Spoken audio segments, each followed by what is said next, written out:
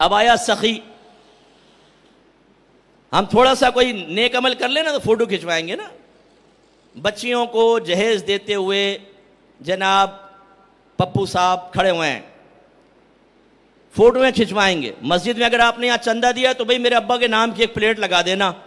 یہ کمرہ حاجی اللہ رکھا صاحب کی یاد میں انہوں نے چندہ دیا تھا, پورا نام لکھو ہمارا نام, تب اللہ کو پتہ چلے گا معاذ اللہ کہ بھئی ہم نے بنوایا تو ثواب ملے گا, ورنہ اللہ کو تو پتہ نہیں چلے گا کس نے بنوایا ہے.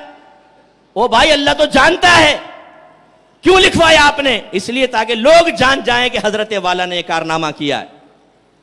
تو اللہ تعالیٰ اس سے بھی اعتراف نعمت کروائے گا, پھر جواب طلب کرے گا. وہ کہے گا اللہ تعالیٰ میں نے ہر اس مقام پہ پیسہ خرچ کیا جہاں سے تو راضی ہو سکتا. اللہ تعالیٰ فرمائے گا تو نے جھوٹ بولا, تو نے اس لیے پیسہ خرچ کیا تاکہ تجھے سخی کہا جائے, اور وہ کہہ لیا گیا, اسے بھی منہ کے بل گھسیٹ کے جہنم میں پھینک دیا جائے گا.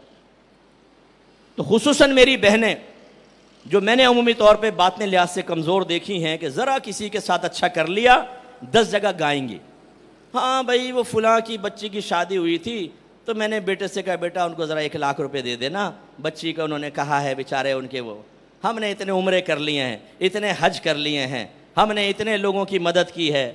اسی طرح ہم تھوڑی تھوڑی بات پر یا تو لوگوں کو سنائیں گے یا دکھا کے کریں گے, اور یا پھر اللہ تعالی نے فرمایا لا تبطلوا صدقاتکم بالمن والاذى, اذیت پہنچا کے اور احسان جتا کر اپنے صدقات کو ضائع مت کرو. یہ ہوگا کسی کے ساتھ نیک سلوک کیا, کسی دوست کو آپ نے چائے پلائی, سگریٹ پلا دی, کھانا کھلا دیا, اب تھوڑی ناچاقی دور ہو گیا, فون پر فوراً یا میسج, ارے کمبخت تو وہی ہے نا جو روزانہ کھانا کھاتا تھا میرے پاس آ کر, کتنے میں نے تیرے ساتھ اچھا سلوک کیا, اب یہ کرتا ہے. او بھائی تو تمہیں یاد دلانے کی ضرورت کیا تھی؟ لیکن بات وہی ہے کہ جب یہاں شہید, سخی, عالم اور قاری کی باطن خراب ہے اور پھنس رہا ہے, تو عوام کا کیا کہنا بیچاروں کا, جنہیں پتہ ہی نہیں کہ ریا کسے کہتے ہیں اور سمعہ کسے کہتے ہیں. لیکن اللہ تعالیٰ معاف نہیں فرمائے گا, یہ علوم سیکھنا لازم ہے. تو کتنے میدان معاشر میں پھنس رہے ہوں گے. اس لیے داڑھی والے, امامے والے, علماء, مفتیان کرام, حافظ, ان سب کو بھی احتیاط کرنی چاہیے. ایک بزرگ تھے قرآن پاک پڑھ رہے تھے, جب قرآن پڑھ چکے تو عالم غنودگی میں چلے گئے. دیکھا 2 فرشتے آسمان سے آئے اور انہوں نے ایک صحیفہ سامنے رکھا جن میں ان بزرگ کا پڑھا ہوا قرآن لکھا ہوا تھا لفظ بلفظ. ایک فرشتے نے دوسرے سے کہا لکھ ثواب.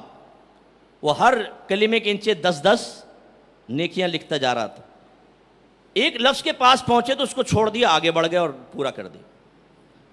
تو جب وہ سمیٹنے لگے تو بزرگ نے ان سے کہا کہ بھائی یہ لفظ تم نے کیوں چھوڑ دیا, میں نے اسے بھی پڑھا تھا, اس کا ثواب بھی تو لکھو. فرشتے نے کہا دراصل جب آپ قرات کر رہے تھے, جب اس لفظ پر پہنچے تو آپ کی کھڑکی کے سامنے سے ایک شخص گزرا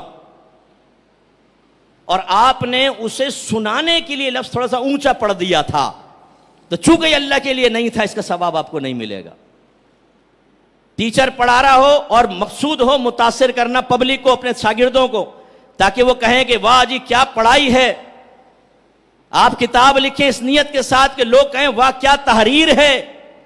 آپ نصیحت کریں تاکہ اس پہ احسان چڑھ جائے اور یہ میرا حکم ماننا شروع کر دے, تو یہ بھی اللہ کی رضا کی خاطر نہیں, یہ ریاکاریاں ہیں اور تباہی بربادی ہے. تباہی بربادی. جس کام سے اللہ کی رضا حاصل ہو سکتی ہو اسے مخلوق کے لیے کرنا, دنیاوی بینیفٹس کے لیے کرنا, نقصان سے بچنے کے لیے کرنا, یہ ریا کہلاتا ہے. آپ کا ثواب ضائع ہوگا. اگر اس میں اللہ کی رضا بھی ہے اور مخلوق کی رضا, تو جتنا اللہ کی رضا ہے ثواب ملے گا, جتنا مخلوق کو اتنا عذاب اور سزا. اور اگر ٹوٹلی صرف مخلوق کی رضا مطلوب ہے, اللہ کو رضا کرنے کا, راضی کرنے کا ارادہ ہی نہیں ہے, تو کوئی ثواب نہیں ملے گا, آخرت کا عذاب.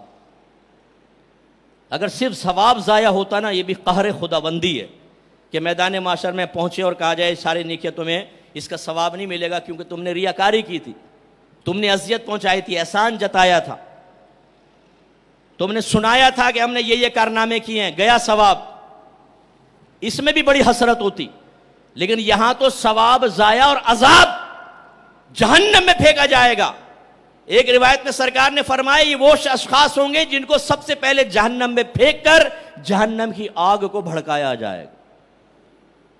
تو علم نہ سیکھو تو ہر چیز کے اندر صرف پبلک یہ متاثر ہو جائے، یہ متاثر ہو جائے، یہ متاثر ہو جائے. اور یہ جو لڑکیوں سے دوستی کرنے والے ہیں نا، ایک نوجوان نے کہا مفتی صاحب کیا میں فیس بک پر دینی بہنوں کو قرآن اور حدیث سینڈ کر سکتا ہوں؟ میں نے جواب میں کہا کیا سارے بھائی مر گئے ہیں کہ تجھے بہنیں یاد آئی ہیں؟ پپو بچے، تھوڑے عرصے میں بہن ہوگی اور کچھ عرصے بعد بیوی بنانے کا ذہن بن جائے گا. ویسے تو ساری مذہبی بہنیں، اسلامی بہنیں، دینی بہنیں، ہر مسلمان آپس میں بھائی بہن ہیں. تو کون سے ارادے کے ساتھ ٹپکا ہے یہاں پر بھائی؟ تو اگر سکھاؤ گے کچھ عرصے بعد تمہارے ذہن کے اندر آئے گا اس کو متاثر کرو. اسے حدیث اس لیے بھیجو تاکہ متاثر ہو جائے، قرآن اس لیے بھیجو تاکہ متاثر ہو جائے.